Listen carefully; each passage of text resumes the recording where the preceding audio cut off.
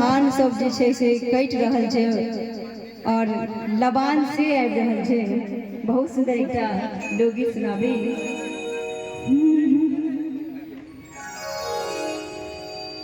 आबि जाओ कटनी में गाम है सजना,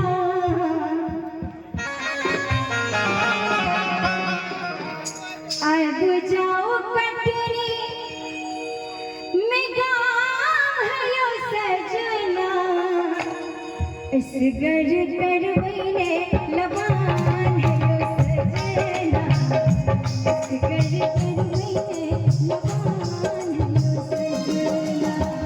आबि जाओ कटनी में गाम है सजना, आबि जाओ कटनी में गाम है सजना, इसगर करवैले लबान है सजना, इसगर करवैले लबान है सजना।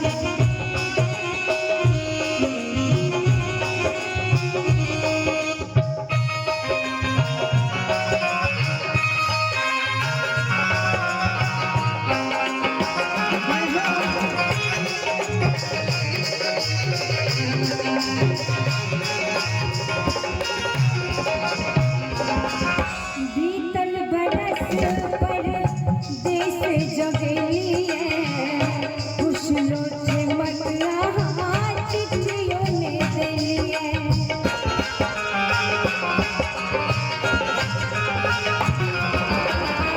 बीतल बरस पर देश जगलिए, खुशलो चमक रहा चिट्ठियों ने दिलिए।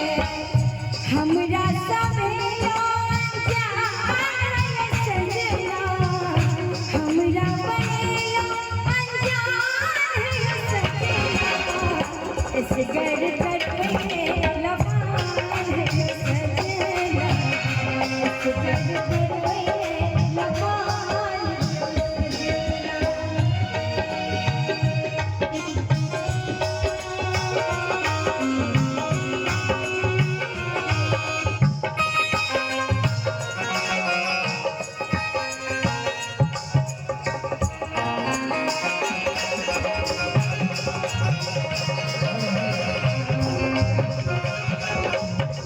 हेलो हेलो, हम क्षमा चाहे छी वर्षा के गीत में मने बाधा भेल हेतै, लेकिन कलाकार छियै नहीं रहल जाइए ने। हम एगो सरगम कहबै, अहाँ एसगर करबै ने लबान है सजना तो पकड़ लेबै। हम तो आके देखेगा पहले देखलो एसगर करबै ने लबान है सजना अहाँ पकड़ लेबै। हम सरगम कहबै, रेडी? मीठा बजेगा रिदम। 1 2 3 सा सा धा सा रे गा मा रे रे सा सा धा सा रे गा मा रे रे सा रे रे सा गा गा गा मा मा गा गा रे रे सा गा गा मा मा गा रे रे सा। इसगर करवैले लबान है सजना, इसगर करवैले लबान है सजना।